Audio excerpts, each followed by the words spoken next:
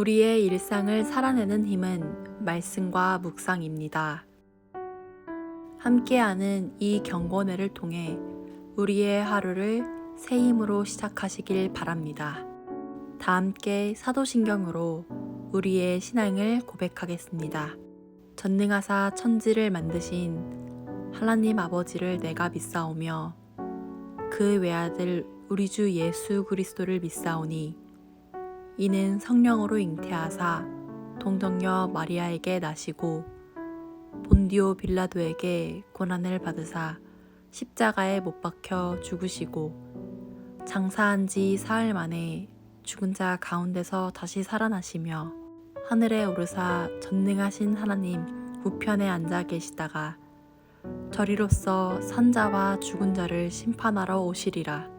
성령을 믿사오며 거룩한 공회와 성도가 서로 교통하는 것과 죄를 사하여 주시는 것과 몸이 다시 사는 것과 영원히 사는 것을 믿사옵나이다. 아멘.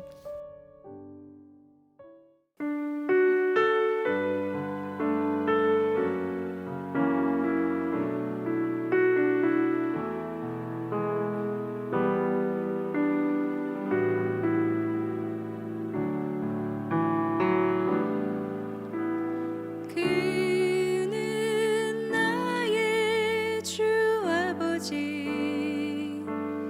내 영혼을 불밭에 누이시고 새와 나무의 노래로 내 맘을 위로하여 주시네.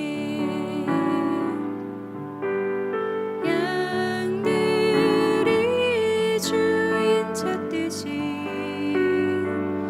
오직 한 분 목자인 내 주님을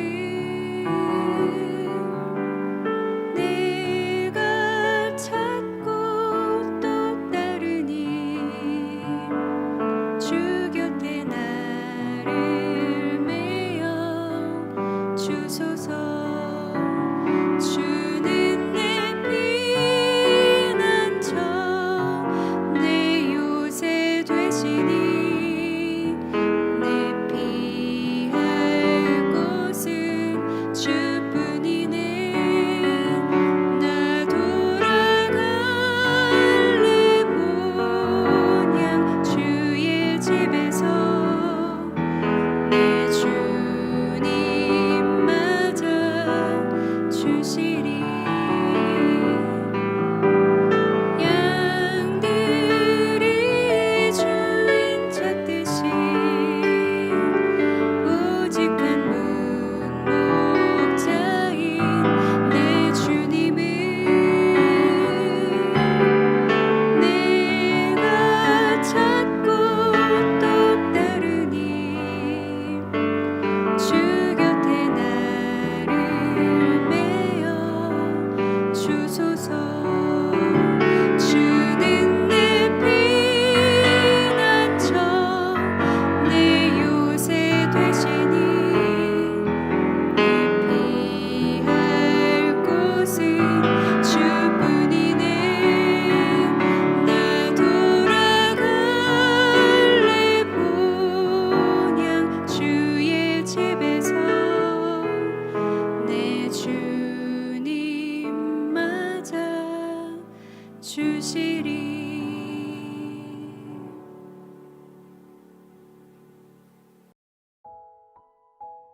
오늘 우리가 함께 나눌 말씀은 사도행전 13장 26절에서 35절까지입니다.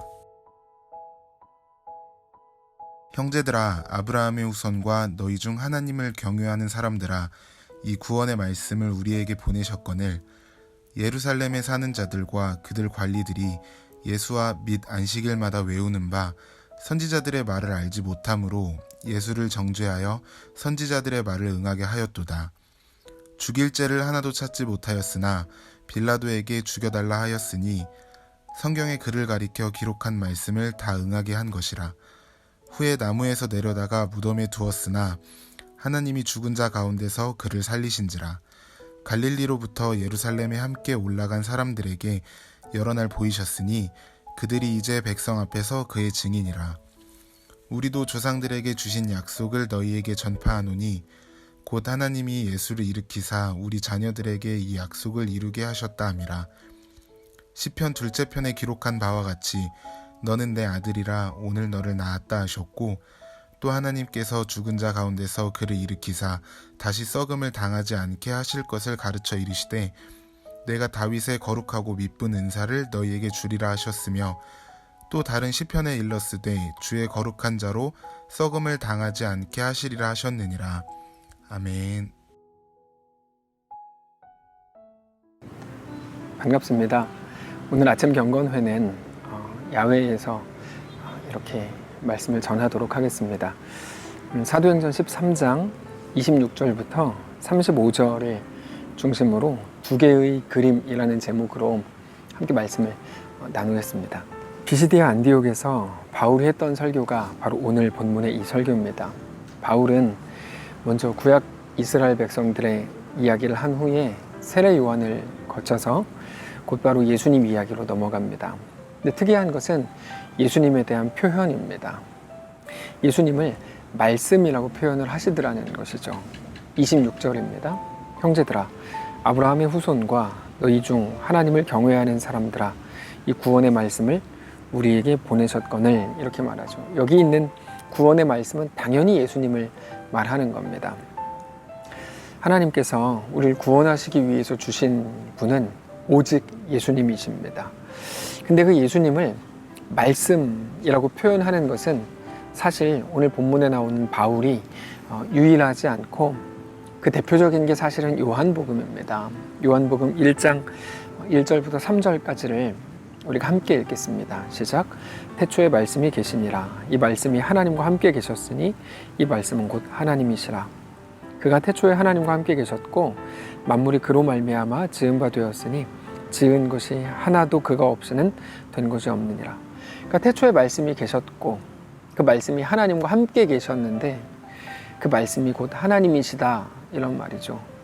만물을 지으실 때 말씀으로 말미암아 지으셨고 하나도 그가 없이 된 것이 없었던 그분이 바로 예수님이십니다. 그래서 조금 뒤로 가면 이렇게 표현을 하죠. 14절입니다. 말씀이 육신이 되어 우리 가운데 거하심에 우리가 그의 영광을 보니 아버지의 독생자의 영광이요 은혜와 진리가 충만하더라. 그러니까 말씀이 육신을 입은 거, 그걸 성육신이라고 부르죠. 근데 그분이 바로 예수님이시다라는 겁니다. 근데 바울의 설교로 돌아가 보면 무엇이 나옵니까? 사람들은 알고 있었습니다. 그러니까 하나님께서 메시아 구원자를 보내주실 거라는 걸 알고 있었습니다. 근데 단순히 알았던 게 아니라 어렴풋이 알았던 게 아니고 그들은 늘 말씀을 묵상했고 매 안식일마다 회당에 모여서 모세의 율법과 선지자들의 글을 큰 소리로 낭독을 했습니다. 그들이 낭독하고 묵상했던 말씀은 당연히 오실 메시아 예수 그리스도를 예표하는 것이었습니다. 깔때기처럼 모든 것이 다 예수 그리스도로 집약되는 그런 것이었습니다. 다시 말해서 그들은 매 안식일마다 오실 메시아 예수님에 대해서 매주 그렇게 대화를 했고 읽었고 마음에 새겼다는 겁니다. 근데 하나님께서 구원의 말씀 예수님을 이 땅에 보내셨을 때 그들은 정작 어떻게 합니까? 그들은 예수님을 알아보기는커녕 오히려 예수님을 정죄했고 배척했고 십자가에 못 박아 죽였습니다. 27절입니다. 오늘 본문.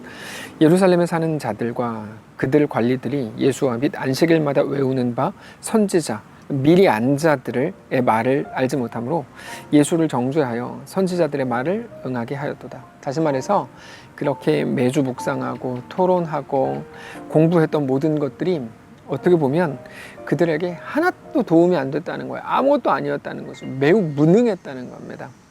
그들을 생명으로 이끌지도 못했고 그들을 살리는 능력이 절대로 되지 못했다는 것입니다.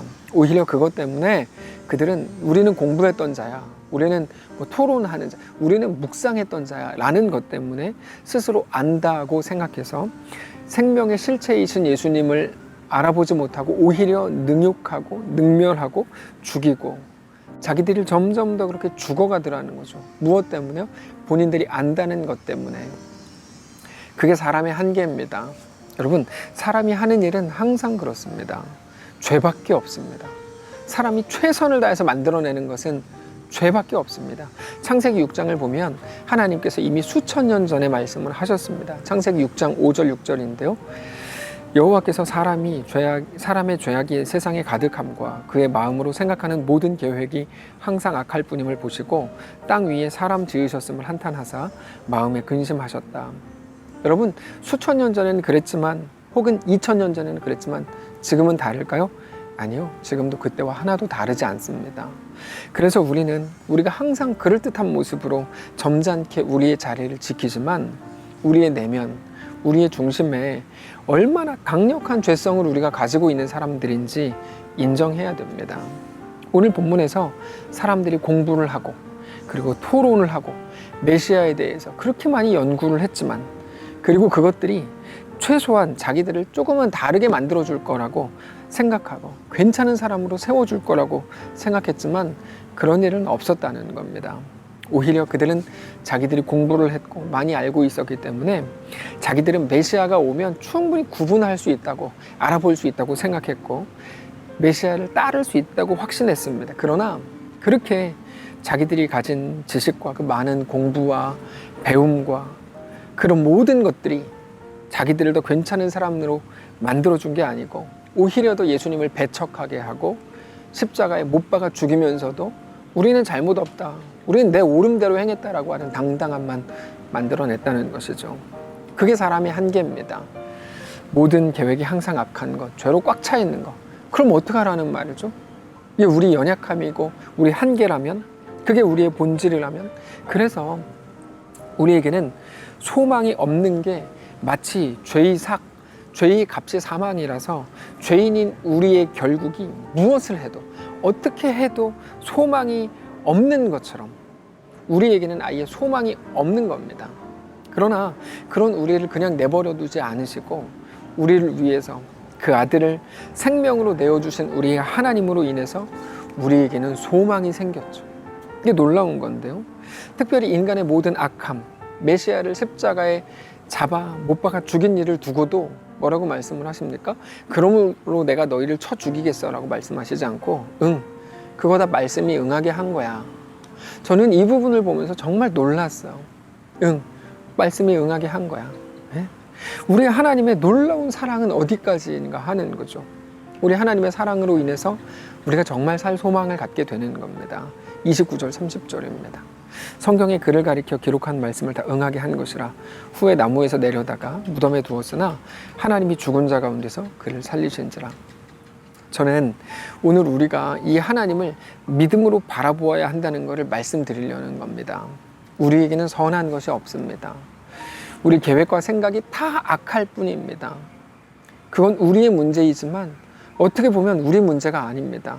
왜 그런가 하면 우리의 문제라는 말은 나만 잘하면 되겠네 라는 식의 열쇠도 나에게 있다고 하는 그런 논리가 되는데 우리에게는 어떻게 해도 문제 해결의 방법이 없습니다. 우리의 문제이지만 우리가 해결해야 될, 우리가 해결할 수 있는 우리의 문제가 아니라는 겁니다. 우리 유일한 해답은 오직 하나님이십니다. 우리를 살리기 위해서 그 아들을 예수 그리스도를 십자가에 내어주신 오직 우리 하나님께만 우리의 소망이 있는 줄 믿으시기 바랍니다.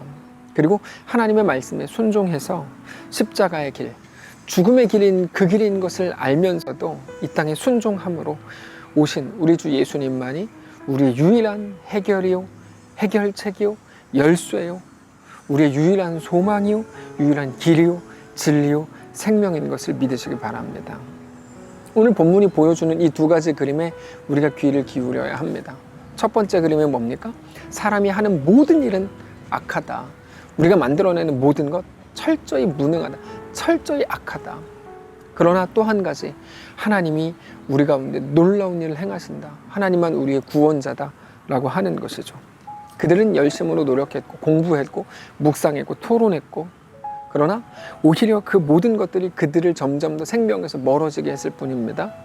그래서 노력하지 말고 묵상하지 말라는 말일까요? 그런 말이 아니죠. 그것을 소망 삼지 말아야 된다는 겁니다. 우리 유일한 소망은 오직 예수 그리스도이기 때문입니다.